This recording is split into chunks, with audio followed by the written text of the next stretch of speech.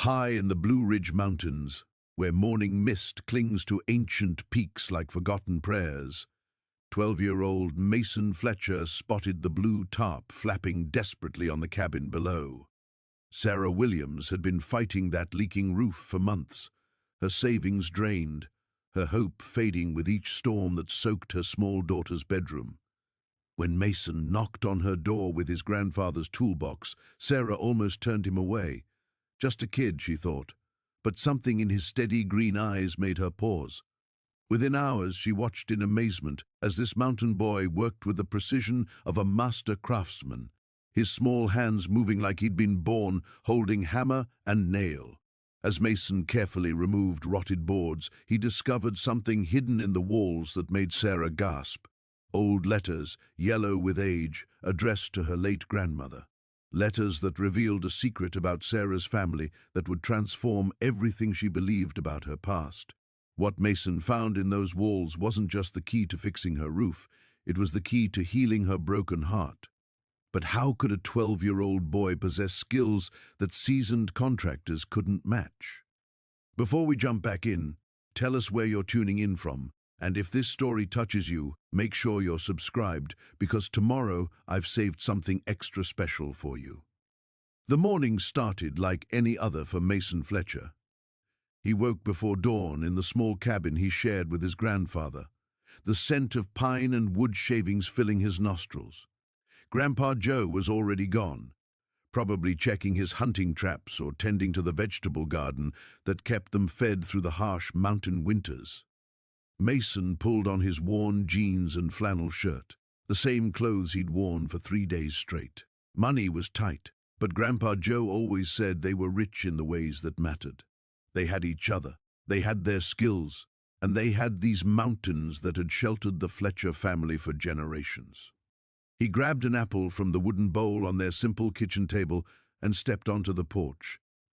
The morning air was crisp, carrying the promise of autumn, even though summer hadn't quite released its grip.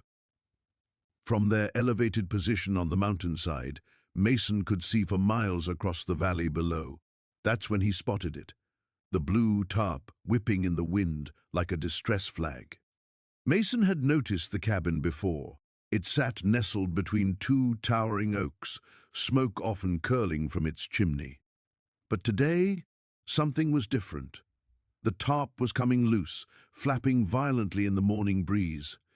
Even from this distance, he could see it was a temporary fix for what looked like serious roof damage. His grandfather's voice echoed in his mind. "When you see someone in need, son, you don't walk past, you step up. That's what Fletchers do." Without hesitation, Mason went back inside and grabbed his grandfather's toolbox, the heavy wooden case that held tools passed down through 3 generations. His small frame struggled with the weight, but he'd carried it before. Grandpa Joe had been teaching him carpentry since he could hold a hammer, saying the boy had hands blessed by angels and a mind sharp as his chisels. The walk down the mountain path took 20 minutes, his boots crunching on fallen leaves and scattered pine needles. As he got closer to the cabin, he could hear voices inside, a woman's tired tone and a young girl's higher pitch. Mason hesitated at the front door. The cabin was modest but well maintained, except for the obvious roof problems. A small garden struggled in the front yard, and children's toys were scattered on the porch. Through the window, he glimpsed a woman with shoulder-length brown hair pulled back in a messy ponytail, dark circles under her eyes. He knocked. The door opened, and Sarah Williams appeared, her expression immediately shifting to confusion. She was younger than he'd expected, maybe in her late 20s, with kind eyes that looked exhausted. "Can I help you?" she asked, glancing down at the toolbox in his hands. "Ma'am, I'm Mason Fletcher. I live up the mountain." He nodded toward the ridge above. "I noticed your roof needs fixing. I can help." Sarah's eyebrows rose. Behind her, a little girl with pigtails peered around her mother's legs, studying this unexpected visitor with curious eyes. "That's very sweet, honey, but I know what I'm doing," Mason interrupted gently. "My grandfather taught me." That tarp won't hold through the next big storm. Sarah looked from Mason to his weathered toolbox, then up at her roof, where the blue tarp continued its frantic dance. She'd called 3 contractors in the past month. One never called back, another wanted more money than she made in 6 months, and the third had laughed when she'd asked about a payment plan. "I don't have much money," she said quietly. "Don't need money," Mason replied. "Need to help." Something in his steady gaze, so serious for such a young face, made her step aside. "All right," she said. "But I'm Sarah Williams, and this is my daughter, Emma." "Nice to meet you both," Mason said, hefting his toolbox. "Let's see what we're working with." The next morning arrived with the kind of persistent drizzle that made Sarah's heart sink. She stood at her kitchen window, coffee mug warming her hands, watching droplets collect and race down the glass. Above her head, she could hear the familiar plip-plop of water finding its way through the damaged shingles into the strategically placed buckets upstairs. 3 months behind on the mortgage. The eviction notice still sat on her kitchen counter, its legal language a constant reminder that time was running out. She'd called every handyman in a 50-mile radius, but the estimates all came back the same. More money than she could scrape together, even if she sold everything she owned. The knock at her door came at exactly 8 o'clock, just as Mason had promised. Sarah opened it to find the boy standing on her porch, a red toolbox in one hand and what appeared to be a hand-drawn diagram in the other. His sandy hair was already damp from the rain, but his green eyes held a determination that seemed far too serious for someone his age. "Morning, Miss Sarah. I brought my tools and made a plan." He held up the paper, which she could now see was covered in careful pencil drawings of roof angles and measurements. "Mind if I take a look up there?" Something about his quiet confidence made her step aside. "Mason, honey, I appreciate this, but my dad always said you can't solve a problem until you understand it completely." He was already heading toward her stairs, his worn sneakers silent on the wooden steps. "He taught me that before he died." The casual mention of his father's death caught Sarah off guard. She followed him upstairs, watching as he moved through her house with respectful familiarity, careful not to bump the overflowing buckets or step on the towels she'd spread across the hardwood floor. In her bedroom, Mason stood directly under the worst leak, looking up at the water-stained ceiling with the intensity of a detective studying evidence. He pulled a small flashlight from his pocket and aimed it at the damaged area. "The problem's not just the shingles," he said, more to himself than to her. "There's something wrong with the support structure. See how the ceiling sags just there?" He pointed to a spot Sarah had noticed but tried to ignore. "That's not normal settling." "How do you know all this?" Mason shrugged, but she caught something flickering across his face, pride mixed with sadness. "Dad was a contractor before he got sick. I spent every summer working with him since I was 7. He said I had natural instincts for it." He disappeared into her small hallway closet, and she heard him moving things around. "Miss Sarah, do you have a ladder? I need to check your attic access." 20 minutes later, Mason emerged from the narrow attic opening covered in dust and cobwebs, but with an expression of barely contained excitement. In his hands was a small, leather-wrapped bundle that looked like it had been hidden in the rafters for decades. "I found your real problem," he said, setting the mysterious package carefully on her dresser. "Someone did work up there a long time ago, but they cut into a support beam wrong. That's why your roof is failing." He paused, staring at the leather bundle. "But I also found this. It was tucked into the insulation right where the damage is worst, like someone hid it there on purpose." Sarah approached the bundle cautiously. The leather was old and darkened with age, tied with what looked like a shoelace that had seen better days. Her heart was beating faster than it should, though she couldn't say why. "Should we open it?" Mason asked, his voice dropping to a whisper. Sarah's fingers trembled slightly as she worked at the knot. The leather fell away to reveal a collection of items that made no immediate sense: a stack of old photographs, a brass key, several folded papers that looked like letters, and a small wooden carving of a bird. The top photograph made Sarah's breath catch. It showed a young woman standing in front of her house, but the house looked different, newer, with elaborate trim work around the windows and porch that had long since been removed. The woman wore a 1952 style dress and had Sarah's exact same dark hair and brown eyes. "She looks just like you," Mason said softly. Sarah turned the photograph over. In faded blue ink, someone had written, "Eleanor Whitmore, 1953. If you're reading this, you found what they tried to hide." "Whitmore," Sarah breathed. "That was my grandmother's maiden name. My mother never talked about her family, said they were all gone." Mason picked up one of the letters, its envelope yellowed with age. "Look at the address." Sarah leaned closer.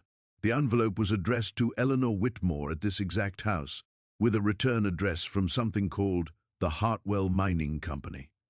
Outside, the rain continued to fall through her damaged roof, but suddenly Sarah's financial troubles seemed like the least mysterious thing in her life.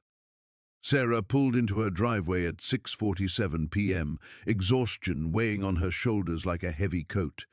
The double shift at the diner had been particularly brutal, with 2 servers calling in sick and a tour bus full of demanding customers stopping for lunch. Her feet ached, her uniform smelled like grease and coffee, and all she wanted was to collapse on the couch with a cup of tea. But as she stepped out of her aging Honda, the sound of hammering made her freeze. Someone was on her roof. Her heart lurched as she looked up to see a small figure silhouetted against the orange sunset, moving with surprising confidence across the weathered shingles. For a moment, panic seized her, until she recognized the second-hand flannel shirt and messy brown hair. "Mason!" she called out, her voice sharp with alarm. "What are you doing up there?" The hammering stopped. Mason's head appeared over the edge of the roof, his face flushed but wearing a proud grin. "Hi, Miss Sarah. I'm almost done with the worst part. Found some loose shingles that were letting water seep through. Get down from there, right now." Sarah dropped her purse and keys on the porch steps, her maternal instincts kicking into overdrive. "It's dangerous." "It's okay. I'm being careful," Mason called back. But he was already making his way toward the ladder she now noticed propped against the side of her house. "I've done this lots of times." As he climbed down, Sarah's mind raced between worry for his safety and confusion about where he'd gotten the tools and materials scattered across her front yard. There were shingles, what looked like professional roofing equipment, and a toolbox that appeared far too sophisticated for a 12-year-old. Mason's feet touched the ground, and he turned to face her with the kind of earnest enthusiasm that made her heart squeeze. His jeans were dirty. There was a small scrape on his chin, but his eyes shone with accomplishment. "You can't just climb on someone's roof without permission," Sarah said, though her tone had softened considerably now that he was safely on solid ground. "Where did you even get all this stuff?" Mason's expression shifted slightly, and he glanced away. "I have some tools, and I asked Mr. Peterson at the hardware store if he had any damaged shingles he couldn't sell. He gave me these for free when I told him what I was doing." "Mason?" Sarah began, but he interrupted, his words tumbling out in a rush. "I know you didn't ask me to do this, but I could see how worried you were yesterday when it started raining again. And I've been thinking about it all day at school, about how you work so hard and you shouldn't have to worry about your roof leaking too." He kicked at a loose stone with his worn sneaker. "I just wanted to help." The sincerity in his voice made Sarah's throat tight. When was the last time someone had simply wanted to help her, with no strings attached? She looked up at her roof, noting that the blue tarp she'd been using as a temporary fix was gone, replaced with what appeared to be expertly installed shingles. "This looks professional," she said slowly. "Mason, where did you learn to do this kind of work?" Something flickered across the boy's face, a shadow that seemed too complex for someone his age. My dad taught me some things before he left, and I've been practicing. Sarah studied him more carefully. There was something about the way he handled the tools, the precision of his work, that went beyond casual instruction. She'd grown up around construction workers at her father's job sites, and she recognized skill when she saw it. "Can you show me what you did up there?" she asked. Mason's face lit up again. "Sure. I replaced about 8 shingles that were cracked or missing completely. The flashing around your chimney was loose too, so I secured that. And there was a spot where the underlayment was exposed. That's probably where most of your water damage was coming from." He spoke with the confidence of someone twice his age, using terminology that Sarah barely understood. As he explained his work, gesturing toward different areas of the roof, she found herself both impressed and troubled. This level of skill didn't develop overnight, and there was something in Mason's careful word choices that suggested he was holding back part of the story. "Mason," she said gently, "this is incredible work, but I need you to promise me you won't get on my roof again without talking to me first. I was scared when I saw you up there." He nodded solemnly. "I promise. I'm sorry I scared you, and I insist on paying you for this." "No!" The response was immediate and firm. "I told you, I just wanted to help. But the materials, Mr. Peterson gave them to me for free, remember?" Sarah looked at this remarkable boy standing in her yard, tool belt hanging from his small frame, and felt something shift in her chest. Mason was offering her something she'd almost forgotten existed, genuine kindness without expectation of return. The morning sun cast long shadows across Sarah's front yard as she watched Mason arrange his tools with the precision of someone 3 times his age. He'd arrived at 7 sharp, just as promised, carrying a worn leather tool belt that looked like it had seen decades of use, despite his young hands. "That belonged to my grandfather," Mason said, noticing her curious gaze. "Mom says I'm the only one who can make it work, the way it used to." Sarah handed him a steaming mug of hot chocolate, extra marshmallows floating on top. "Your mother doesn't mind you spending your Saturday here. She's working a double shift at the diner." Mason's voice carried a matter-of-fact tone that made Sarah's chest tighten. "Besides, she knows I'm good with my hands." As if to prove his point, Mason scaled the ladder with surprising agility, his small frame moving confidently across the pitched roof. Sarah held her breath, fighting every maternal instinct that screamed at her to order him down immediately. "The damage is worse than I thought," Mason called down, his voice carrying concern that seemed too mature for his years. "But not unfixable. The good news is your roof has great bones. They don't make lumber like this anymore." Sarah squinted up at him, shielding her eyes from the brightening sun. "How can you tell?" "Feel the wood grain. Listen to how it sounds when you tap it." Mason demonstrated, his knuckles rapping against an exposed beam. "This house has stories to tell, Mrs. Chen. The people who built it cared about making something that would last." For the next hour, Sarah found herself mesmerized by Mason's methodical approach. He didn't just patch the obvious holes, he examined every shingle, every joint, running his fingers along the wood as if reading Braille. Occasionally, he'd pause and frown, studying something that caught his attention. "Mrs. Chen?" Mason's voice had changed, carrying a note of excitement mixed with confusion. "You might want to come up here." Against her better judgment, Sarah climbed the ladder, her palms sweating as she joined Mason on the section of roof near her bedroom. He was crouched beside a partially removed board, his face flushed with discovery. "Look at this," he whispered, pointing to what appeared to be carved letters in the wood beneath. "Someone wrote something here, probably when they were building the house." Sarah leaned closer, squinting at the faded markings. The letters were crude but deliberate, carved deep enough to survive decades of weather and wear. EH plus ML 1987, Forever and always. That's only 35 years ago, Mason said, his mathematical mind already working. Someone who might still be alive. A chill ran down Sarah's spine that had nothing to do with the morning air. She'd bought the house from an estate sale 2 years ago, drawn by its charm and the price that fit her meager budget.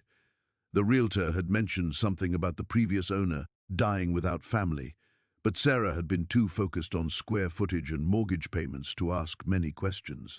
Maybe it was just workers goofing around, she said, though something in her voice suggested she didn't quite believe it. Mason carefully pried up another board, revealing more carved text underneath. This time, the words made both of them catch their breath. Our secret place. Find the key where the heart remembers. That's not workers goofing around, Mason said softly. That's someone leaving a message. Sarah's mind raced. A secret place. A key. The house suddenly felt different around her, as if it were holding its breath, waiting for something. She thought about all the nights she'd lain in her bedroom directly below this spot, struggling with bills and loneliness, never knowing that someone else's love story was literally over her head. We should probably just fix the roof and forget about this, she said. But even as the words left her mouth, she knew it was impossible. The mystery had already taken root in her imagination. Mason looked at her with eyes that seemed far too knowing for someone who should be thinking about video games and homework. Sometimes, when you're fixing something broken, you find something valuable that was hidden underneath. The weight of his words settled between them. Sarah realized that in less than 24 hours, this strange, gifted boy had managed to see things about her house, and maybe about her life, that she'd never noticed. What do you think we should do? She asked, surprised to find herself seeking advice from a 12-year-old. Mason gently traced the carved letters with his finger. I think we should find out who H and ML were, and then maybe we should help them finish their story. The morning sun climbed higher, warming their faces as they sat on the roof, two unlikely partners bound together by curiosity and the growing certainty that some discoveries change everything. The rain had stopped by the time Sarah pulled into her driveway the next evening, but the damage was already done.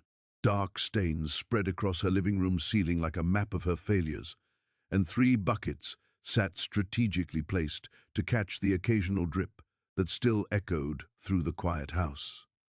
She kicked off her work shoes and surveyed the mess with exhausted eyes. The day had been brutal. 2 no-shows for interviews, a system crash that wiped out half her afternoon's work, and a terse email from her landlord about property maintenance responsibilities. The last thing she needed was to deal with contractor estimates she couldn't afford. A soft knock at her door interrupted her spiral of worry. Through the peephole, she saw a small figure holding what appeared to be a toolbox nearly as tall as he was. Mason? She opened the door, confused. What are you doing here? It's almost 7 o'clock. The 12-year-old shifted the heavy toolbox to his other hand, his face serious with determination. I heard Mrs. Peterson talking to my foster mom about your roof.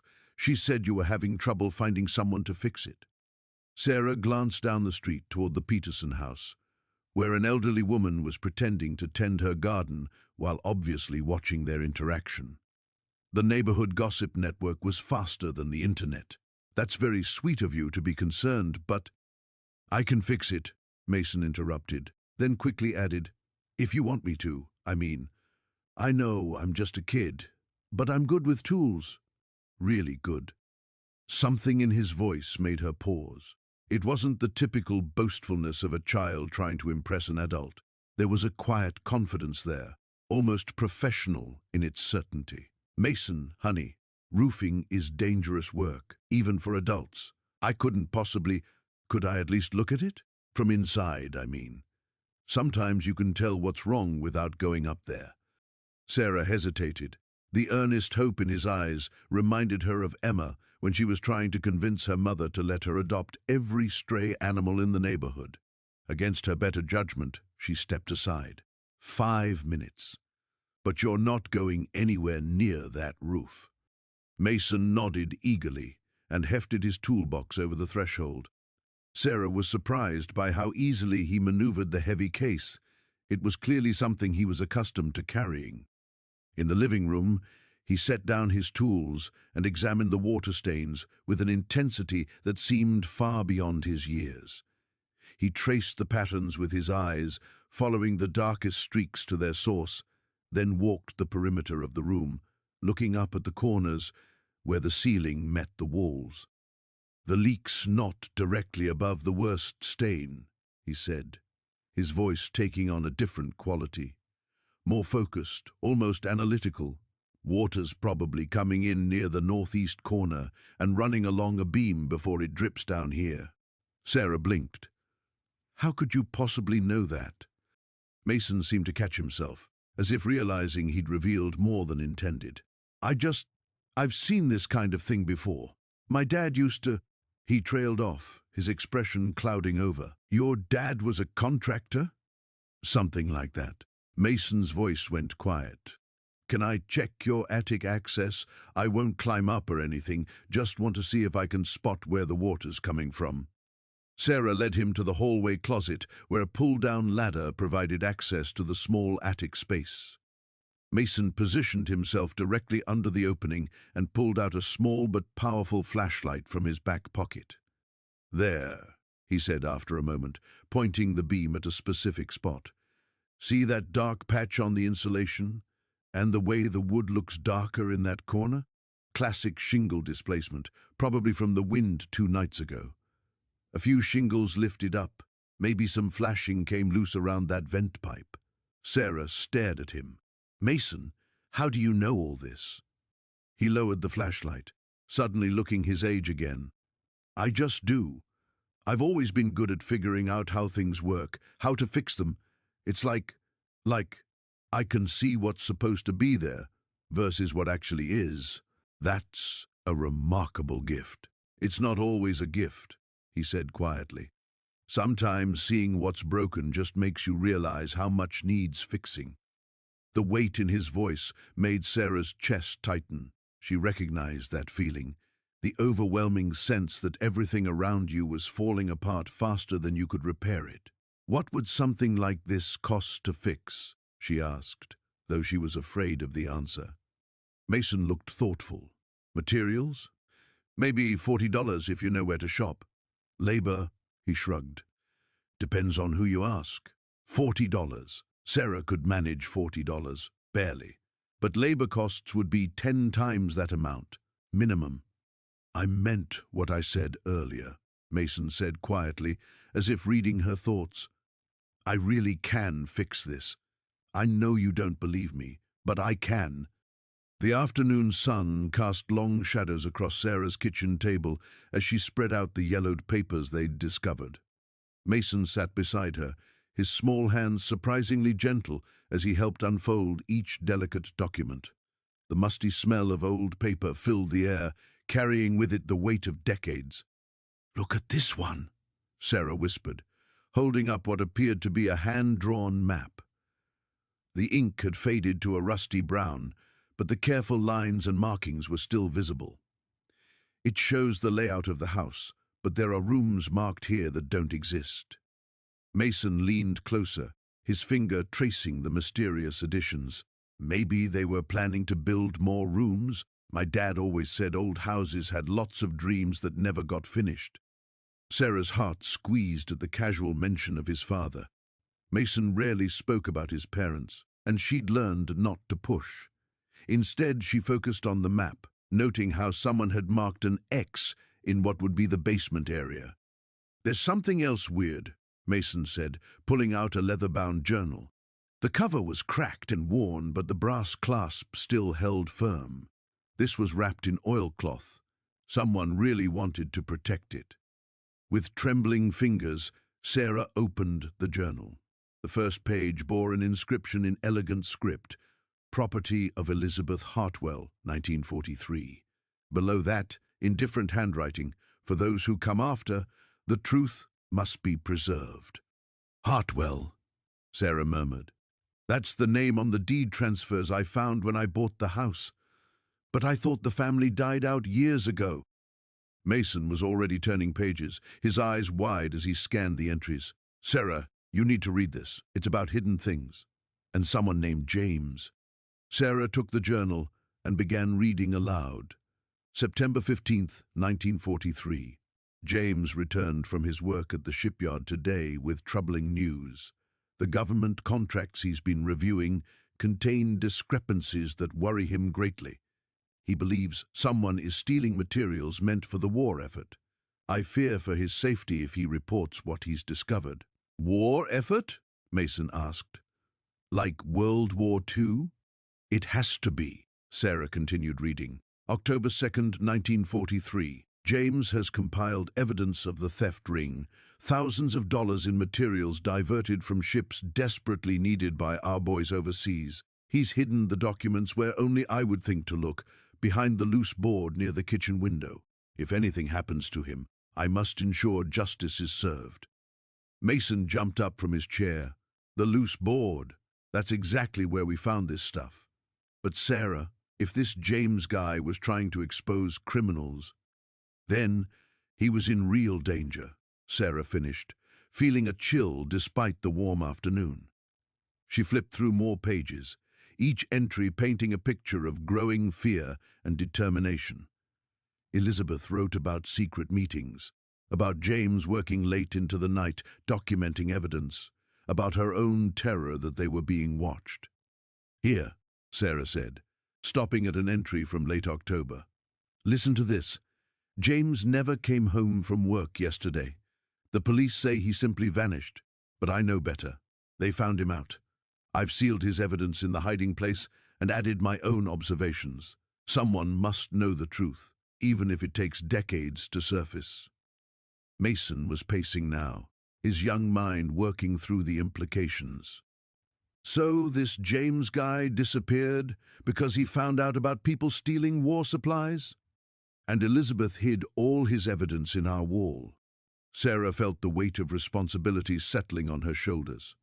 Mason, if this is real, if these documents prove what she says they do, then maybe we can finally get justice for James, Mason said with the simple moral clarity that only children possessed. Even if it's really late. Sarah looked at the boy who had stumbled into her life just days ago. His earnest face was set with determination, and she realized that this discovery had bonded them in ways she never could have imagined. They weren't just landlady and helpful neighbor anymore. They were partners in uncovering a mystery that had waited over 70 years to see daylight. There's more, she said, turning to the final entries. Elizabeth writes about making copies of everything and hiding them in different places around the house. She was terrified the evidence would be destroyed if anyone came looking. Mason's eyes lit up. So, there might be more hidden stuff? Maybe. Sarah closed the journal carefully. But Mason, if we're going to pursue this, we need to be smart about it. These were dangerous people back then, and there might still be families, businesses, or reputations at stake. But we have to try, right? Mason asked, his voice small but resolute. For James and Elizabeth? Sarah looked into his trusting eyes and knew there was only one answer she could give. The old leather journal felt heavier than it should have in Sarah's hands as she sat at her kitchen table the next morning, steam rising from her untouched coffee. Mason had arrived early, his toolbox clanking softly as he set it down by the back door. But neither of them had spoken much about what they'd discovered in the attic yesterday. I kept thinking about it all night, Sarah finally said, running her fingers over the journal's worn cover. Part of me wants to open it, and part of me feels like I'm invading someone's privacy, even though they're probably long gone. Mason pulled out the chair across from her, his young face serious in the morning light. My dad used to say that sometimes the past reaches out to us for a reason. Maybe whoever wrote in there wanted it to be found someday. Sarah looked at this remarkable boy, who spoke with wisdom far beyond his years. When did you become so philosophical?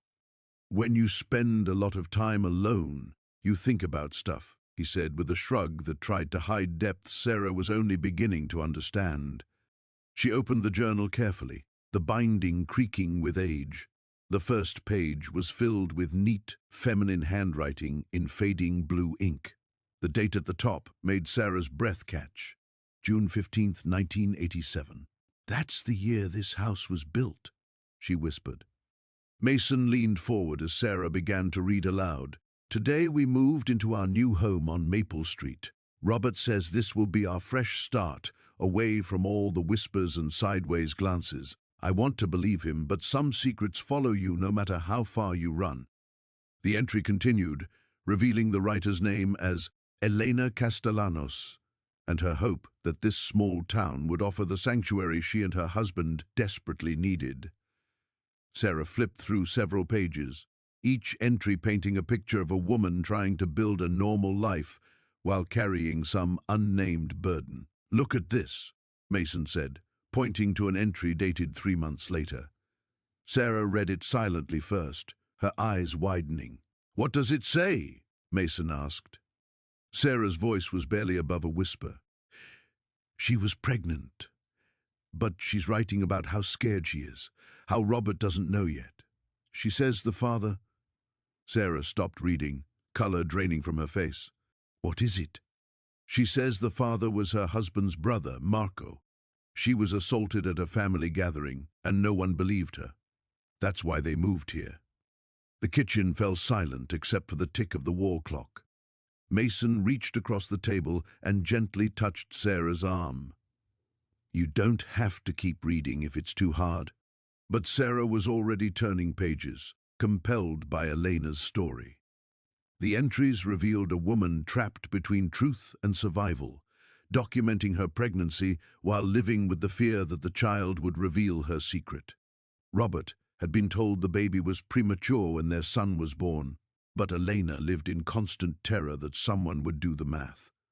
"Here," Sarah said, her voice stronger now. "She writes about hiding things in the attic, important papers, photographs, anything that might give away the timeline of her pregnancy. She was protecting her son." Mason stood up and moved to look over Sarah's shoulder as she continued reading. The entries spanned several years, chronicling Elena's fierce love for her child and her determination to give him a normal life, despite the circumstances of his conception. She wrote about Robert's job at the lumber mill, about trying to make friends in town, about the constant anxiety that their past would catch up with them. Then the entries stopped abruptly. The last one was dated December 3rd, 1991. "What happened to them?" Mason asked. Sarah flipped through the remaining pages, finding them blank except for the very last page of the journal. There, in different handwriting, masculine and hurried, was a single paragraph. "Elena died in the accident tonight. I can't stay here anymore. Can't look at this house without seeing her everywhere. Taking Miguel to live with my sister in California. Someday maybe he'll want to know the truth about his mother's courage. If anyone finds this, know that Elena Castellanos was the bravest woman I ever knew, and she deserved so much better than the hand life dealt her. Robert." Sarah closed the journal gently, feeling as though she'd just attended a funeral for people she'd never met but somehow knew intimately. The silence stretched between her and Mason until he spoke. "Do you think Miguel is still alive?" "He'd be about 33 now," Sarah calculated. "The same age as—" She stopped, a wild thought forming. Mason's eyes met hers. "What?" "The contractor who sold me this house. His name was Miguel Castellanos. He said his family used to live here, that he'd inherited it but couldn't bear to keep it." Sarah felt goosebumps rise on her arms. "Mason, what if we were meant to find this?" The morning sun filtered through Sarah's kitchen window as she watched Mason carefully measure coffee grounds into the ancient percolator. His movements were precise, methodical, the same way he approached everything from hammering nails to solving math problems.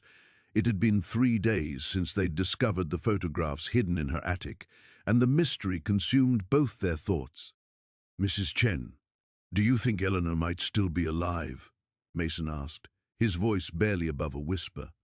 He'd taken to calling her by her last name again when he was nervous, a habit that tugged at Sarah's heart. I don't know, sweetheart. She'd be quite elderly now if she is. Sarah pulled the photographs from the manila envelope where she'd been keeping them safe. Eleanor's face smiled up at them from 1952, young and radiant in her wedding dress. But we could try to find out. Mason's eyes lit up with the same intensity she'd seen when he first spotted the loose shingles on her roof. How? Sarah had been thinking about this all night, weighing the possibilities against the potential disappointment. The library downtown has old records, newspaper archives. We could start there. The Millbrook Public Library sat like a grand old dame on Main Street, its red brick facade weathered but dignified. Inside, the familiar scent of aging paper and binding glue wrapped around them like a comfortable blanket. Mrs. Patterson, the head librarian, raised her eyebrows when Sarah explained their quest. Eleanor Morrison? That name does sound familiar. The elderly woman tapped her fingers against the circulation desk, her silver rings clicking rhythmically. What years are we looking at? Early 1950s, maybe through the 1960s, Sarah replied, showing her one of the clearer photographs. Mrs. Patterson's expression shifted, recognition dawning. Oh my, Eleanor Morrison. I do remember now. Follow me. She led them through the stacks to a climate-controlled room housing the local newspaper archives. Dust motes danced in the afternoon light, streaming through high windows as Mrs. Patterson pulled out several bound volumes. Here, she said, opening to a page dated September 15th, 1963. I thought I remembered this story. Sarah's breath caught. There, in black and white newsprint, was Eleanor's photograph above a headline that made her stomach drop. Local woman missing after house fire. Mason leaned closer, his shoulder brushing against Sarah's arm. She disappeared? Mrs. Patterson nodded solemnly. It was quite the story at the time. Eleanor Morrison's house burned down, the same address you mentioned, dear. She was never found. And there were questions about whether she'd perished in the fire or, well, other theories emerged. Sarah read aloud from the article. Mrs. Morrison was last seen by neighbors on the evening of September 12th. The fire department reports the blaze started in the early morning hours. No remains were recovered from the scene, leading investigators to consider the possibility that Mrs. Morrison may have fled prior to the fire. Fled? Mason's voice cracked slightly. Why would she run away? Mrs. Patterson pulled out another volume, flipping to a follow-up story dated 2 weeks later. There were rumors about her husband. Some people said he wasn't as kind as he appeared in public. Others whispered about money troubles, debts that might have made enemies. Sarah studied the photograph of Eleanor's burned house, trying to reconcile it with the home she now lived in. But the house, it was rebuilt exactly the same? The foundation and some of the structure survived. Eleanor's brother inherited the property and had it reconstructed using the original blueprints. He couldn't bear to change it, hoping she might someday return. Mrs. Patterson's voice grew softer. He maintained it for decades, even after he moved to Florida in the 80s. That's when it became a rental property. Mason was quiet for a long moment, processing this information. Then he looked up with determination that reminded Sarah of his expression when tackling her roof repairs. So she could still be out there somewhere. It's possible, Mrs. Patterson agreed, though she'd be in her 90s now if she survived. They spent another hour copying relevant articles and taking notes. As they prepared to leave, Mrs. Patterson touched Sarah's arm gently. Dear, there's something else you should know. Eleanor Morrison had a daughter, a little girl, maybe 7 or 8 when all this happened. Sarah's heart hammered against her ribs. What happened to her? She went to live with relatives out of state. Different last name after adoption, I believe, but... Mrs. Patterson hesitated, studying Sarah's face with new interest. You have the most remarkable resemblance to Eleanor. same bone structure, same eyes. The walk home passed in contemplative silence. Mason kicked at loose pebbles while Sarah's mind raced with possibilities she didn't dare voice. Could she somehow be connected to Eleanor Morrison? The timing would be right. Her own mother had always been vague about their family history. As they approached the house that evening, Sarah noticed Mason studying it with fresh eyes, as if seeing it for the first time. The setting sun cast long shadows across the carefully reconstructed walls, and she wondered what other secrets might be waiting for them to discover. The morning sun filtered through Sarah's kitchen window as she wrapped her hands around a steaming mug of coffee, watching Mason carefully measure lumber in her backyard. 3 weeks had passed since he'd started the roof repairs, and what began as a simple fix had transformed into something neither of them could have anticipated. "Mom, look what I found!" Mason burst through the back door, his eyes bright with excitement. In his dirt-stained hands, he held a small, tarnished metal box that gleamed dully in the morning light. Sarah set down her mug, her heart skipping. "Where did you find that?" It was wedged between the support beams, way back in the corner where the water damage was worst. I almost missed it completely. Mason placed the box gently on the kitchen table, and they both stared at it as if it might reveal its secrets through sheer willpower. The box was roughly the size of a jewelry case, with intricate engravings along its edges that had been worn smooth by time.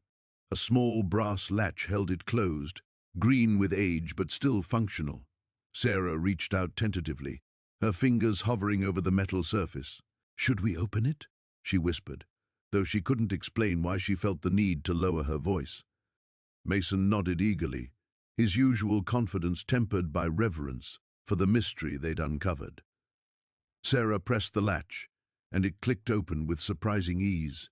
Inside, nestled in faded blue velvet, lay a collection of items that made her breath catch. The first thing she noticed was a photograph, black and white and impossibly clear despite its obvious age. It showed a young woman standing in front of the very house they now sat in, her dark hair pinned in victory rolls, wearing a dress with a sweetheart neckline that screamed 1940s. But it was her face that made Sarah's hands tremble.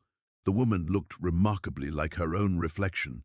"Sarah," Mason breathed, "she looks just like you." Beneath the photograph lay a stack of letters tied with a faded ribbon, and underneath those, a small brass key attached to a delicate chain. Sarah lifted the photograph with shaking hands, turning it over to find elegant handwriting that read, "Eleanor Mitchell, 1943, waiting for my love to come home." "Eleanor," Sarah repeated softly. "The previous owner, Mr. Henderson, mentioned her. He said she lived here alone for years." Mason carefully lifted one of the letters, noting the return address. "These are from overseas. Look at the postmarks. France, 1944. Sarah's mind raced as she examined the key. It was ornate, clearly old, with a distinctive shape that suggested it opened something important. "Mason, when you were working on the roof, did you notice anything else unusual? Any other hiding spots or damage that seemed intentional?" The boy's eyes lit up with understanding. "Actually, yes. There's a section of the attic floor that doesn't match the rest. The boards are different, like someone replaced them at some point. I thought it was weird, but I figured it was just an old repair." They exchanged a look that needed no words. Within minutes, they were climbing the narrow stairs to the attic, flashlight in hand, the mysterious key clutched in Sarah's palm. The afternoon heat made the small space stifling, but neither noticed as Mason led her to a corner where indeed a small section of floorboards looked distinctly different from the rest. "There," Mason pointed. "See how these boards are newer? And look." He knelt down, running his fingers along the edges. "There's a small keyhole here, almost hidden between the planks." Sarah's heart pounded as she inserted the brass key.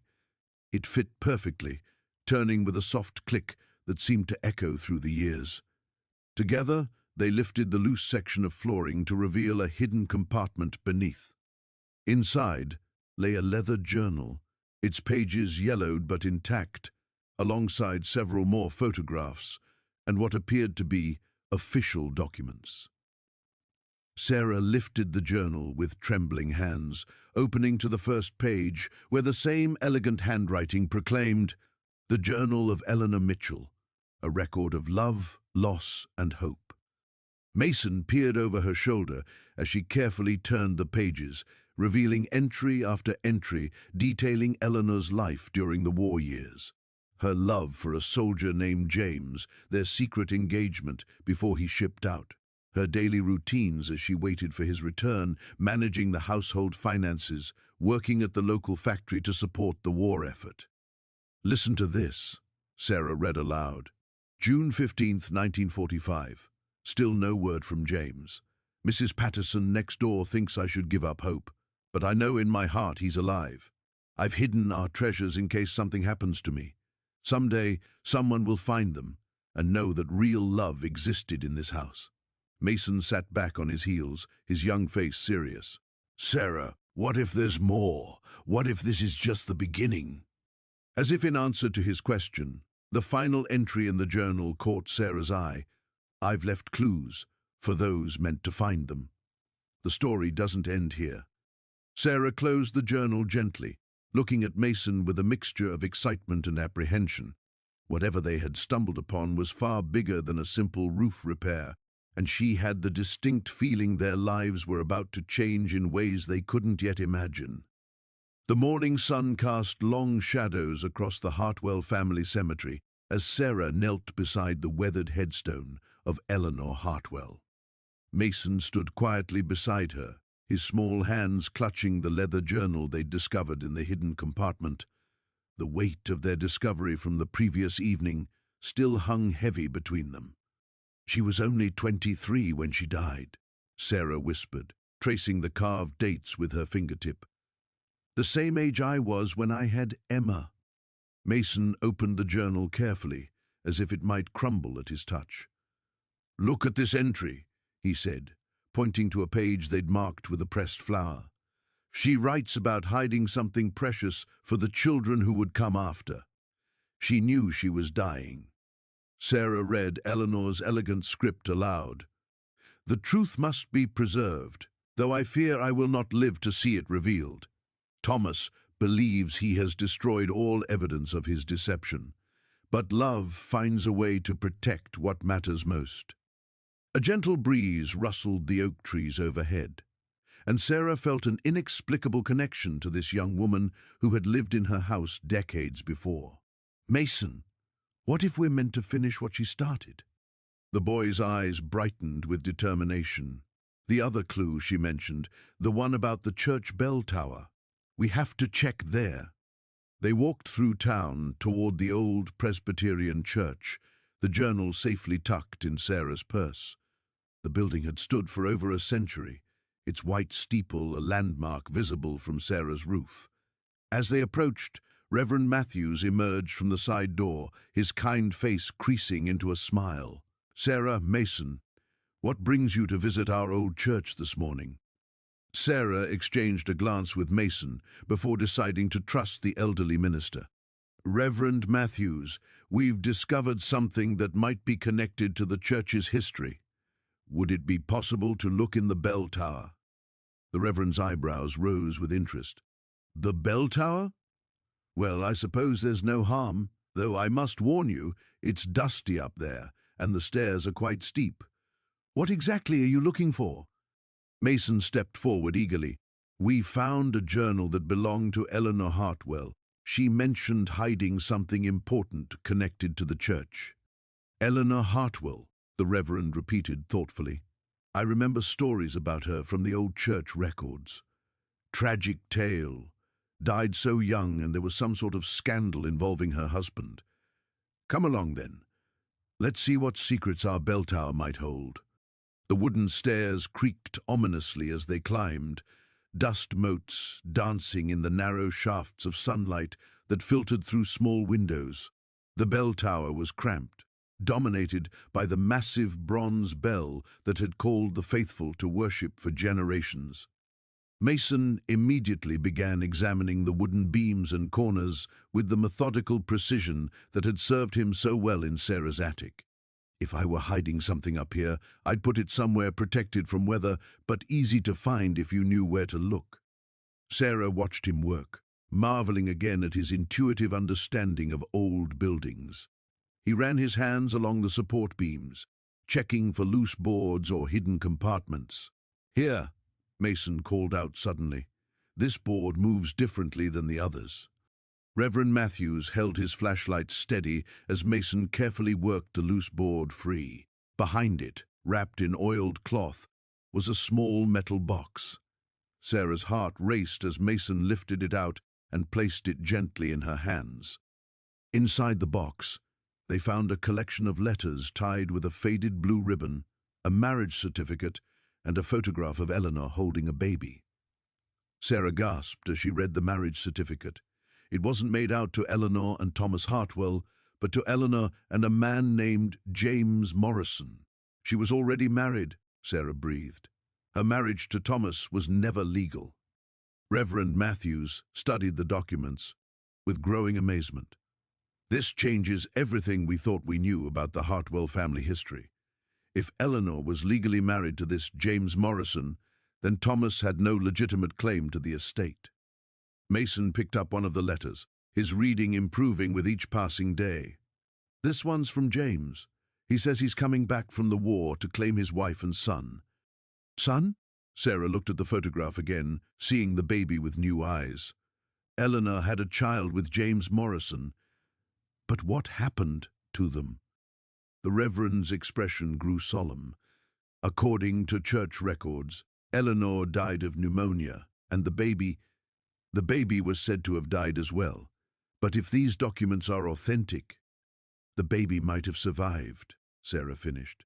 "And Thomas Hartwell spent decades covering up the truth to protect his fraudulent claim to the estate." As they carefully gathered the precious documents, Sarah felt the weight of Eleanor's trust settling on her shoulders.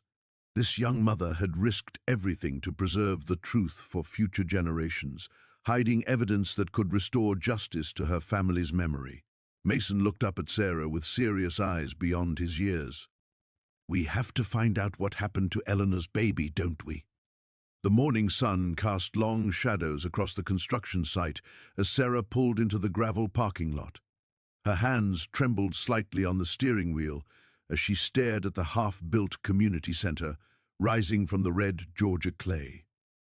This was it, the moment she'd been working toward since discovering the inheritance documents in her attic just 3 weeks ago. Mason sat beside her, his tool belt already secured around his waist despite the early hour. "You sure about this, Miss Sarah?" She turned to look at the boy who had become so much more than her young neighbor. His earnest eyes held a wisdom that seemed far beyond his 12 years, and she felt that familiar surge of gratitude for the day he'd knocked on her door, offering to fix her roof. "More sure than I've ever been about anything," she said, reaching over to squeeze his shoulder. "We're in this together, remember?" The foreman, a weathered man named Joe Brennan, approached their car as they climbed out. Sarah had called him the previous evening, explaining that she was Harold Thompson's granddaughter and had documents proving her inheritance claim to the property. What she hadn't mentioned was that those documents had been hidden in her house for decades, or that a 12-year-old carpenter had been the one to find them. "Miss Chen?" Joe extended a calloused hand. "I have to say, this is one hell of a surprise. We've been trying to track down Harold's family for months." Sarah shook his hand firmly, drawing strength from Mason's presence beside her. "I'm sorry it took so long. I only recently learned about my grandfather's property myself." Joe's eyes shifted to Mason, taking in the professional-grade tools hanging from his belt. "And this is—" "Mason Rodriguez," the boy said, stepping forward with the confidence Sarah had watched him develop over their weeks of working together. "I'm Miss Sarah's construction partner." If Joe was surprised by Mason's age, he didn't show it. Instead, his gaze lingered on the boy's tools, the same ones that had once belonged to Harold Thompson, though they'd decided to keep that detail private for now. "Well," Joe said, scratching his grey beard, "we've got a situation here. The community center project was funded based on a 20-year lease agreement with the city. But without clear ownership of the land, we can't move forward. The whole thing's been in legal limbo." Sarah felt her heart racing. "What exactly does that mean?" "It means the project's dead in the water unless we can resolve the ownership issue fast. The city's threatening to pull funding by the end of the month if we can't produce a clear title." Mason stepped closer to Sarah, and she could feel his steady presence anchoring her. Over the past weeks, as they'd worked together to repair her house and uncover the mystery of Harold Thompson's legacy, she'd learned to trust his instincts completely. "Can I see the original plans?" Mason asked, surprising both adults. Joe raised an eyebrow but nodded, leading them to a construction trailer parked at the edge of the site. Inside, architectural drawings covered every available surface. Mason studied them with the same intense focus Sarah had watched him apply to her roof repairs. "This foundation work," Mason said, pointing to a section of the blueprints. "It's not taking advantage of the natural drainage patterns. My grandfather always said you have to work with the land, not against it." Sarah blinked. It was the first time she'd heard Mason mention his grandfather directly, though she'd suspected the elderly man who'd given him his tools had taught him more than just carpentry. Joe leaned in, suddenly interested. "You know construction?" "Some," Mason said modestly, though Sarah had seen enough of his work to know he was being humble. "But I know this land. I've been walking these woods since I was little." "Show me," Joe said. They spent the next hour walking the property, with Mason pointing out subtle changes in elevation and natural water flow that Sarah would never have noticed. Joe took notes, nodding frequently and asking increasingly technical questions that Mason answered with ease. "This kid's right," Joe finally said to Sarah. "If we adjust the foundation plan and relocate the main building 15 feet east, we'll save thousands in drainage costs and end up with a much more stable structure." Sarah felt a warm pride bloom in her chest as she watched Mason explain his reasoning to the foreman. This was the same boy who 3 weeks ago had been struggling to help his overwhelmed mother make ends meet. Now he was solving engineering problems and potentially saving a community project. "So, what happens next?" she asked. Joe smiled for the first time since they'd arrived. "Next, we get you properly established as the legal owner, incorporate these design changes, and get this project back on track. That is, if you're willing to honor the original lease agreement with the city." Sarah looked at Mason, who gave her an encouraging nod. "Let's build something beautiful," she said. The morning air carried the scent of sawdust and possibility as Sarah watched Mason carefully examine the old wooden box they'd discovered behind the false wall. His small fingers traced the intricate carvings with the reverence of someone far beyond his years, and she found herself holding her breath as he worked the rusty latch. "The wood's been treated with something special," Mason murmured, his voice barely above a whisper. "That's why it survived so well back there. Whoever made this knew what they were doing." When the lid finally gave way with a soft creak, Sarah gasped. Inside, wrapped in oiled cloth that had somehow withstood decades of neglect, lay a collection of documents, photographs, and what appeared to be architectural drawings. But it was the leather-bound journal resting on top that made her heart race.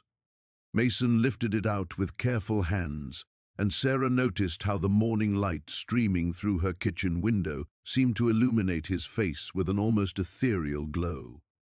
"Should you be the one to open it?" he asked, offering her the journal. "It was hidden in your house." Sarah shook her head, surprising herself. "We found it together. You should do the honors." As Mason opened the journal, the first page revealed elegant handwriting in faded brown ink. The workshop journals of Thomas Whitmore, master carpenter, 1952 to 1978. Whitmore, Sarah breathed. That was the name of the family who built this house. Mason's eyes widened as he turned the pages, revealing detailed sketches of furniture, architectural plans, and notes about various projects around town. But it was when he reached a section marked the Henderson Project that everything clicked into place. "Henderson," Mason said, looking up at Sarah with excitement dancing in his dark eyes. "That's my last name." Sarah leaned closer, reading over his shoulder.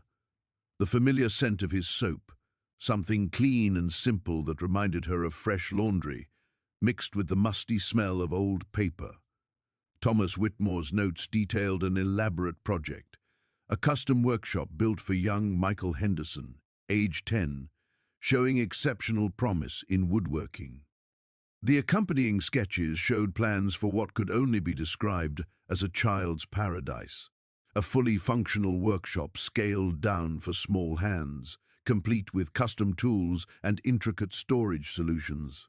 But more intriguing were the notes in the margins. "Boy has natural gift unlike anything I've seen and reminds me of myself at that age, but with even greater intuition." "Michael Henderson," Mason whispered, and Sarah saw his hands trembling slightly. "That has to be my grandfather. My dad always said Grandpa Mike was amazing with his hands, but he died when I was really little." Sarah felt a chill run down her spine as the pieces began forming a picture she couldn't quite believe. "Mason, how long have you lived in town?" "We moved here right after my mom died, about 2 years ago. Dad said we needed a fresh start, but also that this place felt like home somehow." Mason's voice grew quieter. He never really explained why. Together they continued reading Thomas Whitmore's journals, discovering entry after entry about young Michael Henderson's visits to the workshop. The old carpenter had clearly seen something special in the boy, documenting projects that seemed impossibly advanced for a child: hand-carved chess sets, intricate jewelry boxes, even small pieces of furniture. But it was the final entry about Michael that made Sarah's breath catch. "The boy's father is taking a job in the city. They're leaving next week. I've hidden my tools and plans in the secret compartment behind the workshop wall. Someday, if Michael ever returns, or if his children or grandchildren show the same gift, they'll find what they need to carry on the tradition." Mason looked up from the journal, his eyes bright with unshed tears. "He left them for me, didn't he? Grandpa Mike's teacher left them for our family." Sarah reached out and gently squeezed his shoulder. "It looks that way. But Mason, there's something else." She pointed to a sketch on the opposite page, a detailed drawing of the house they were sitting in with notes about converting the back room into a proper workshop. "I think Thomas Whitmore always planned for this moment." The weight of discovery settled between them like a bridge connecting past and present.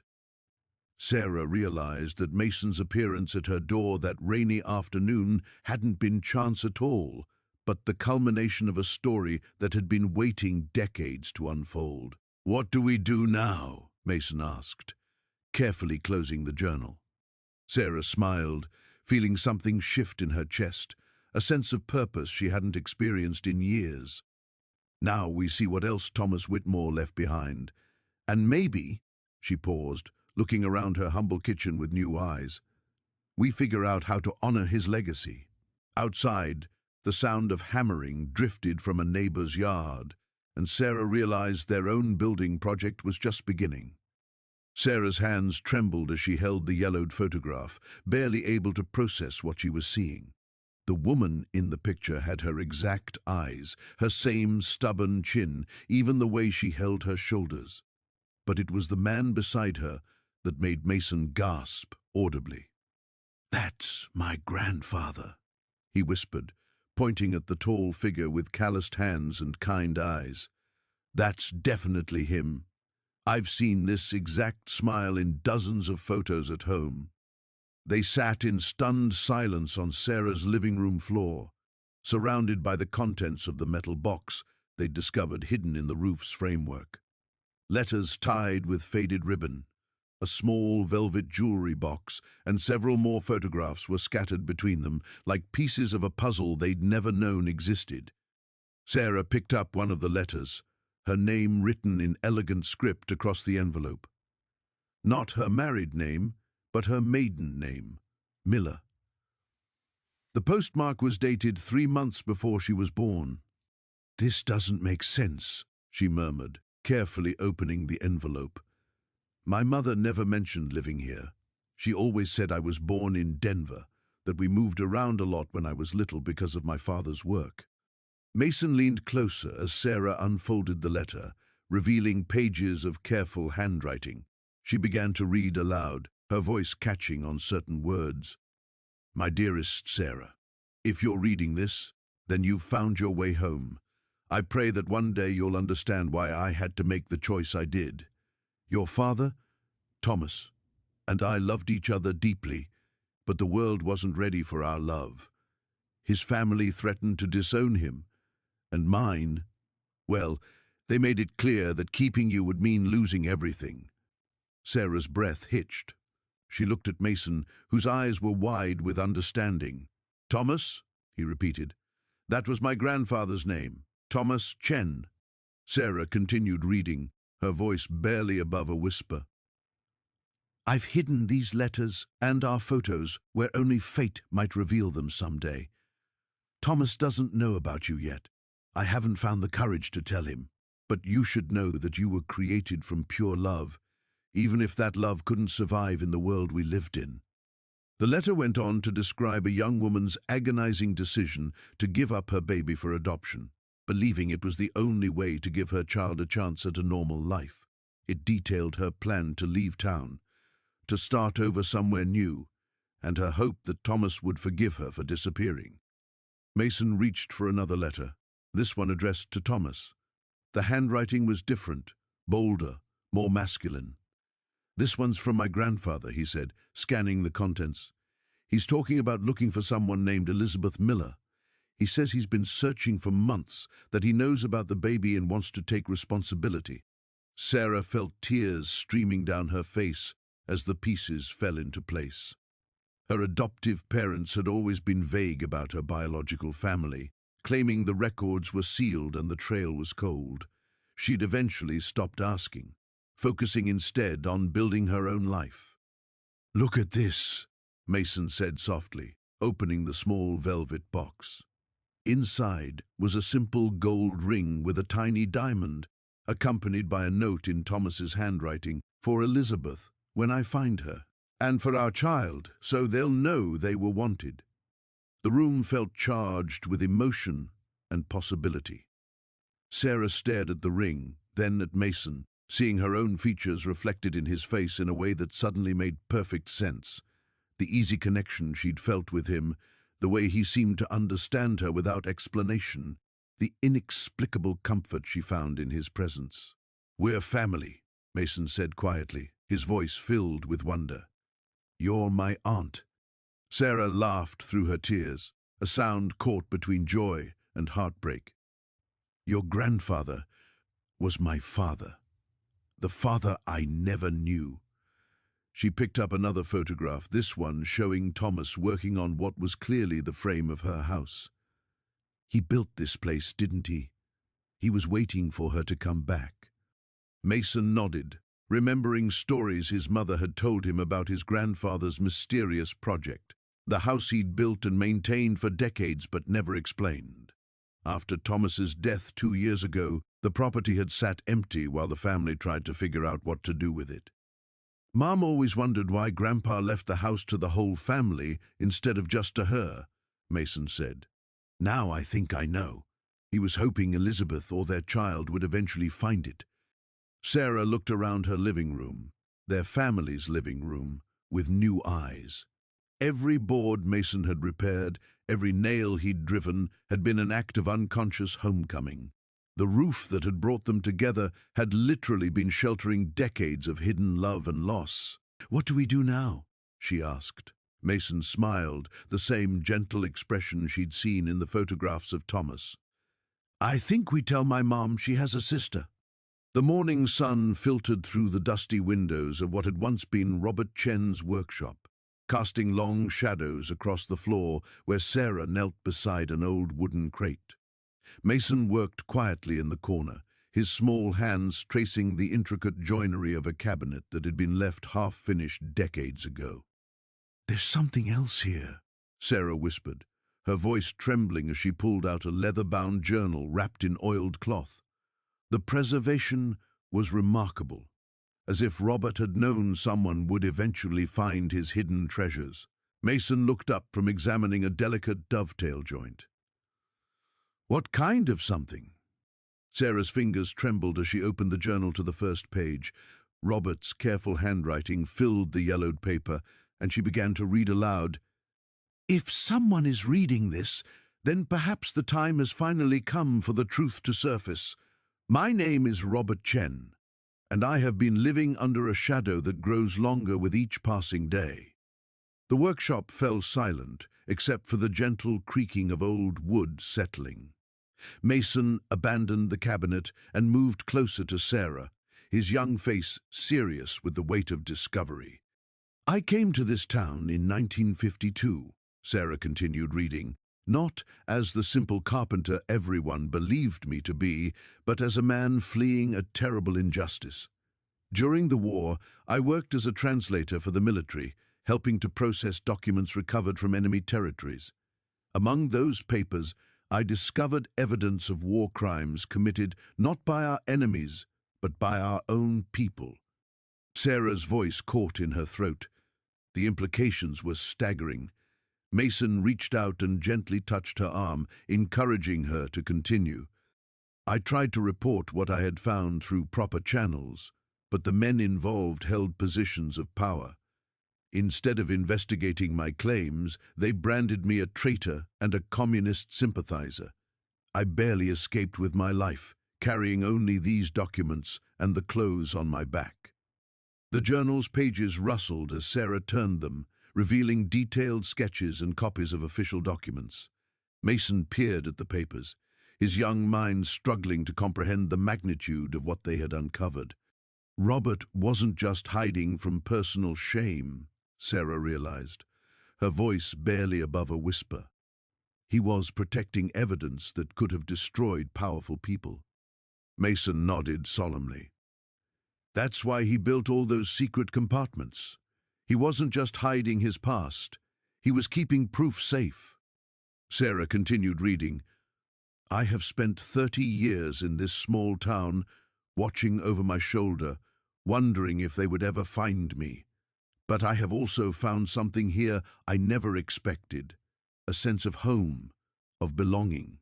The people of this community have accepted me without question, and I have tried to give back through my work." The next passage made Sarah's breath catch. "If something happens to me before I can set things right, I hope whoever finds this will understand the weight of responsibility they now carry. These documents contain evidence of atrocities that were covered up, of innocent people who were silenced.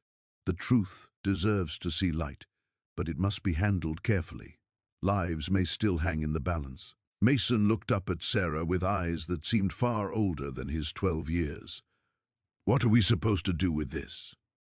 Before Sarah could answer, the sound of footsteps on the workshop's front porch made them both freeze. Through the grimy windows, they could see a figure approaching. Tall, wearing an expensive suit that looked out of place in their small town. "Hide the journal," Sarah whispered urgently. But Mason was already moving, his carpenter's instincts guiding him to a loose floorboard near the workbench. The front door opened without a knock, and a man stepped inside. He was perhaps 60, with silver hair and cold eyes that swept the workshop with practiced efficiency. Sarah recognized him immediately from the newspaper clippings they had found. One of the men mentioned in Robert's documentation. "Ms. Martinez," the man said, his voice smooth but carrying an underlying threat. "I believe you found something that belongs to me." Sarah stood slowly, positioning herself between the stranger and Mason. "I'm sorry, but I don't know what you're talking about. This is private property." The man smiled, but there was no warmth in it. "Let's not play games. Robert Chen was very clever, but not clever enough. I've been waiting a long time for someone to uncover his little hiding spots." Mason had quietly moved behind the half-finished cabinet, his small form nearly invisible in the shadows. Sarah could feel her heart pounding as she realized that Robert's fears had been justified. After all these years, his past had finally caught up with them. "You see," the man continued, stepping closer, "some secrets are meant to stay buried, and some people who dig them up, well, they tend to disappear." The workshop suddenly felt much smaller, the walls pressing in as decades of hidden truth began to surface, bringing with it dangers that Sarah had never imagined when she first invited a 12-year-old boy to fix her leaking roof. The morning sun cast long shadows across the construction site as Sarah watched the news van pull away, its departure marking the end of 3 exhausting days of media attention. Mason sat beside her on the newly reinforced porch steps, methodically organizing his tools in the wooden box his grandfather had left him, the same box that had started this extraordinary journey. "Think they'll leave us alone now?" Mason asked, closing the lid with a satisfying click. Sarah smiled, noting how much older he seemed than just weeks ago. The shy boy who had knocked on her door offering to fix her roof had transformed into someone confident, purposeful. "I hope so. We have work to finish." The revelation of the time capsule and its contents had indeed changed everything, just as Eleanor Hartwell's letter had promised. The Historical Society had authenticated the documents, confirming that Samuel Hartwell had designed not just Sarah's house, but an entire neighborhood of homes for workers at the old mill. The architectural plans hidden in her walls were the only surviving copies of his revolutionary affordable housing designs. More importantly, the legal documents had proven that Samuel had purchased the land outright, meaning the recent attempts by developers to claim eminent domain were baseless. Sarah's house, along with 12 others in the neighborhood, were protected by legal precedents dating back over a century. But the most profound change wasn't legal or historical. It was personal. "Mrs. Chen called this morning," Sarah said, referring to the Historical Society director. "The Smithsonian wants to fund a complete restoration of all 13 houses. They're calling it the Hartwell Village Project." Mason's eyes widened. "All of them? Even Mrs. Rodriguez's place with the sagging foundation?" "Especially that one. Apparently, it's the best preserved example of Samuel's innovative foundation design." Sarah laughed at the irony. What we thought were structural problems were actually intentional engineering features that have kept these houses stable for over 100 years. A familiar pickup truck rumbled down the street, and Sarah felt her heart skip as Jake's weathered vehicle pulled into her driveway. Over the past weeks, as the mystery unfolded and media attention swirled, Jake had been a steady presence. He'd helped manage the crowds of curious onlookers, coordinated with the contractors who came to assess the other houses, and somehow always appeared with coffee when Sarah needed it most. "Morning," Jake called out, climbing from his truck with 2 steaming cups and a small wrapped package. "Figured you might need fuel for the big decision." Mason perked up. "What decision?" Sarah accepted the coffee gratefully, inhaling the rich aroma. Today, she had to give Mrs. Chen an answer about leading the restoration project. The Smithsonian grant would cover not just the renovation of all 13 houses, but also fund a position for a project coordinator, someone to oversee the historical preservation and document the process for future generations. "They want me to run the whole project," Sarah explained to Mason. "It would mean working with architects, historians, construction crews, making sure every detail is preserved correctly." "That's perfect for you," Mason said immediately. "You know more about these houses than anyone now." Jake nodded, settling onto the step beside Sarah. "The kid's right. You've become quite the expert on Samuel Hartwell's work. Sarah had been thinking the same thing, but doubt still gnawed at her. I don't have any formal training in historical preservation. What if I mess it up? What if you don't? Jake countered gently. He handed her the wrapped package. This might help with your confidence. Inside the brown paper was a leather-bound journal, its pages blank and inviting. On the cover, embossed in gold lettering, were the words, "The Hartwell Village Project. Sarah Mitchell, Project Coordinator." Jake, this is beautiful, but... No buts, he interrupted. You found those documents. You understood their significance. You fought to protect these houses when everyone else was ready to tear them down. If that doesn't qualify you to preserve their history, I don't know what does. Mason jumped up excitedly. And I could help. I mean, if you want. I know Samuel's techniques now, and I've been practicing the joinery methods from his plans. Looking at their expectant faces, Sarah felt something shift inside her chest. For so long she'd been focused merely on surviving, on keeping her head above water financially and emotionally. But this opportunity represented something different. A chance to build rather than just maintain, to contribute something meaningful that would last far beyond her own lifetime. There's something else, Jake added quietly. Mrs. Chen mentioned they'd need someone to teach traditional carpentry techniques to the restoration team. Someone young enough to train properly but skilled enough to understand the old methods. Mason's face lit up with understanding. You mean me? I mean you, Jake confirmed. Paid apprentice position with full training in historical preservation carpentry. Sarah looked around at her neighborhood with new eyes. These weren't just old houses anymore. They were living pieces of history, testaments to one man's vision of creating beautiful, affordable homes for working families. Samuel Hartwell's dream had survived a century, hidden in her walls, waiting for the right moment to emerge. The smallest acts of kindness, she realized, truly did create the biggest miracles. The morning sun filtered through the courthouse windows as Sarah sat beside Mason on the wooden bench, her hands trembling slightly as she smoothed down his best shirt for the third time. Across the hallway, the Hendersons waited with their lawyer, Margaret's eyes red-rimmed but determined. The past month had been a whirlwind of legal proceedings, DNA tests, and emotional revelations that had left everyone reeling. Mason's carpenter grandfather, Thomas Wright, had indeed been Margaret's father, a fact confirmed not only by the hidden letters they'd discovered in the roof, but by genetic testing that proved Mason and Margaret were family.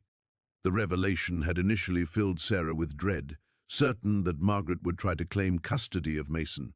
Instead, the grieving woman had surprised everyone by expressing only a desire to know her nephew and share stories of the family he'd never known. Mrs. Chen? The bailiff's voice echoed through the corridor. Judge Morrison is ready for you. Sarah's heart hammered as they filed into the courtroom. Over the past weeks, she'd grown to understand Margaret's pain. A woman who'd spent 40 years believing her father had abandoned her, only to discover he'd been searching for her until the day he died. The letters revealed Thomas's desperate attempts to find his daughter after her mother had taken her away in the night, changing their names and disappearing without a trace. Judge Morrison, a kind-faced woman in her 60s, reviewed the documents before her. This is an unusual case, she began, her voice carrying the weight of years spent making decisions that changed lives. We have a 12-year-old boy who has been in foster care, a prospective adoptive mother who has provided exceptional care, and a biological great-aunt who has only recently discovered his existence. Mason reached for Sarah's hand, his calloused fingers, so young yet already marked by his craft, intertwining with hers. In the months since the discovery, their bond had only grown stronger. Sarah had helped him process the overwhelming emotions of learning about his family history, while Mason had shown a maturity beyond his years in navigating the complex relationships that had suddenly emerged. Margaret had been nothing but gracious, even helping Sarah understand Mason's inherited talents by sharing stories of Thomas's legendary carpentry skills. She'd brought photo albums showing the beautiful furniture and houses Thomas had built, explaining how the gift had been passed down through generations. Most importantly, she'd made it clear that she supported Sarah's adoption petition, wanting only to be part of Mason's extended family. "Mason," Judge Morrison addressed him directly, "you're old enough to have a voice in this decision. Can you tell me what you want?" Mason stood, his back straight with the same quiet confidence he showed when measuring wood or planning a project. "Your Honor, I want Sarah to be my mom. She's taken care of me, believed in me, and helped me understand that family isn't just about blood. It's about love and commitment.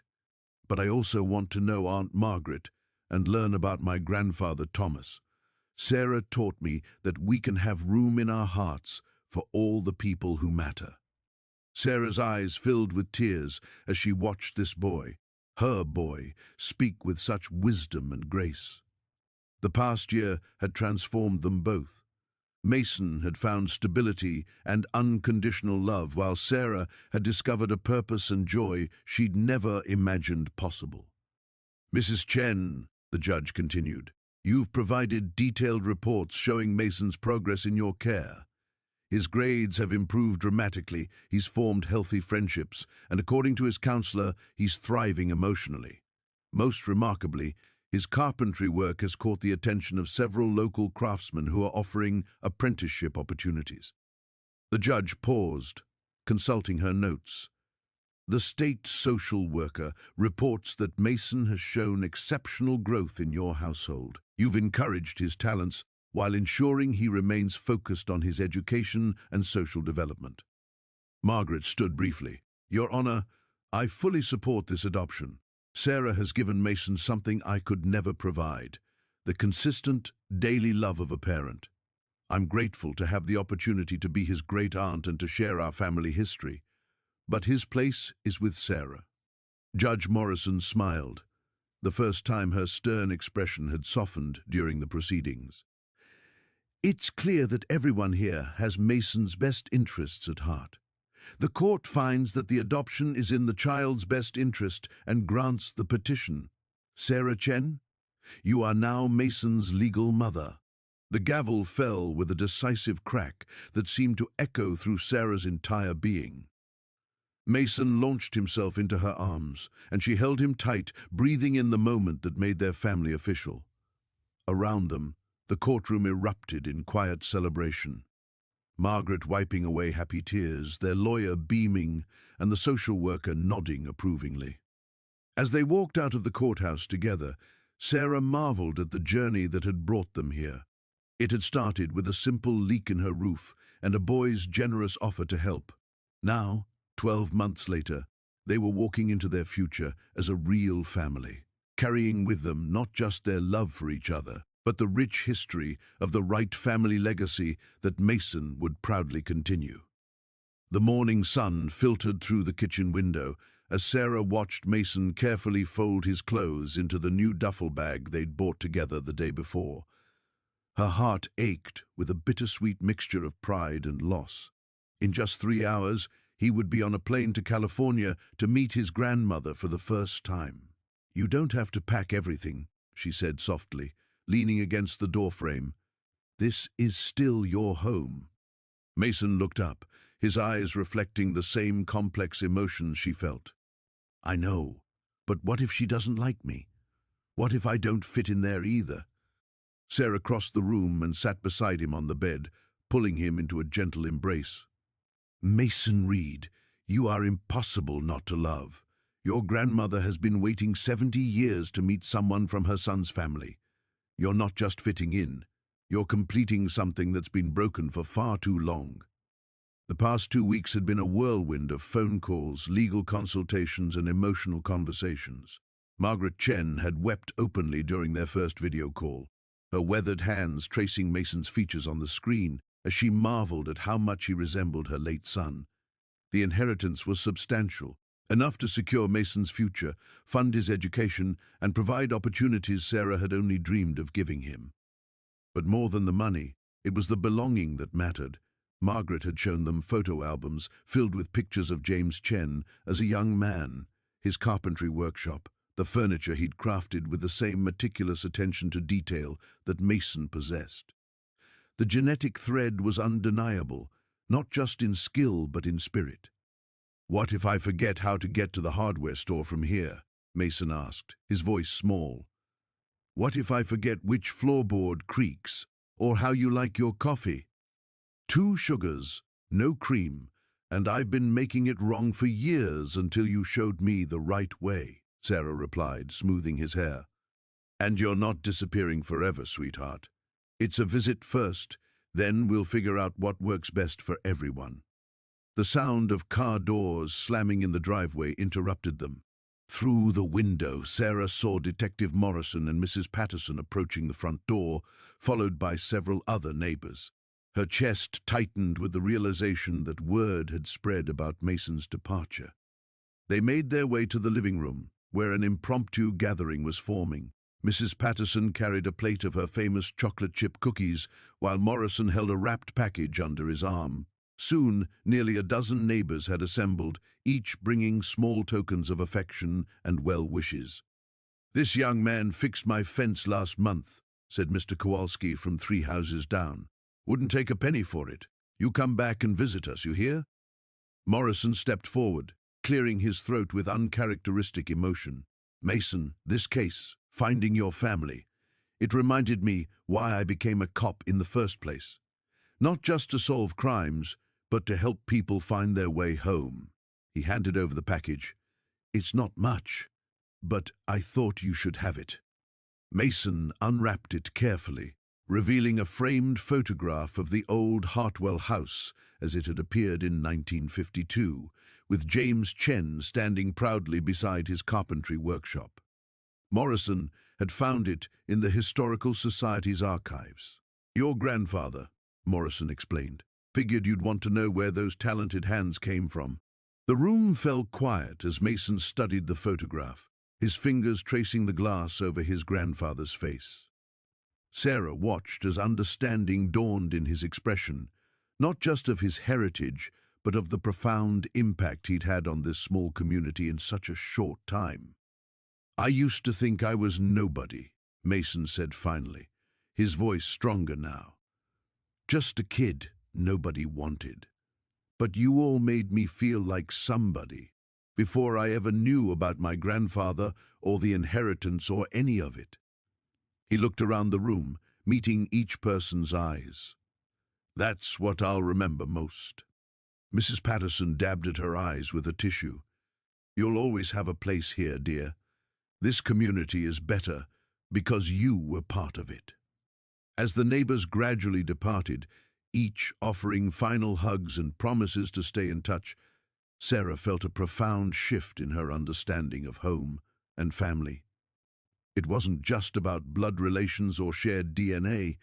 It was about the connections forged through kindness, the bonds created when people choose to care for one another. Mason zipped up his duffel bag with newfound confidence.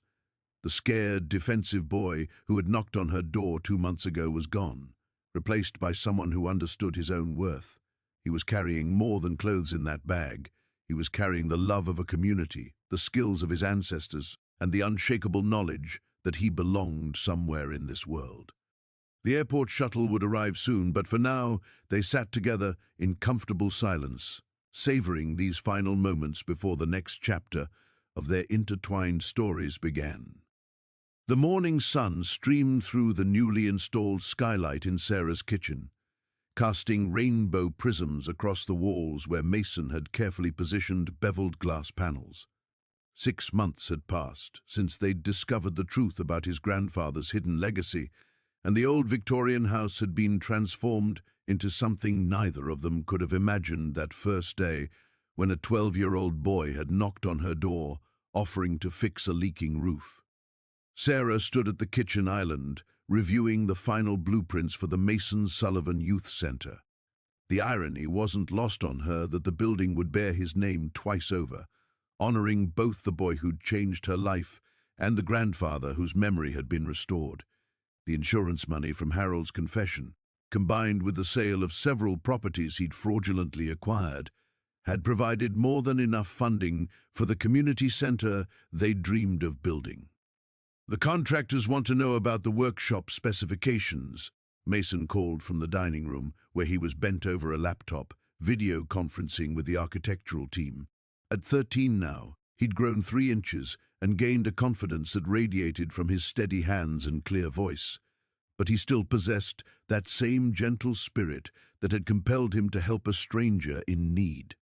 "Tell them we want natural lighting in every workspace," Sarah replied, joining him at the table. "And make sure the tool storage is accessible for kids of all heights."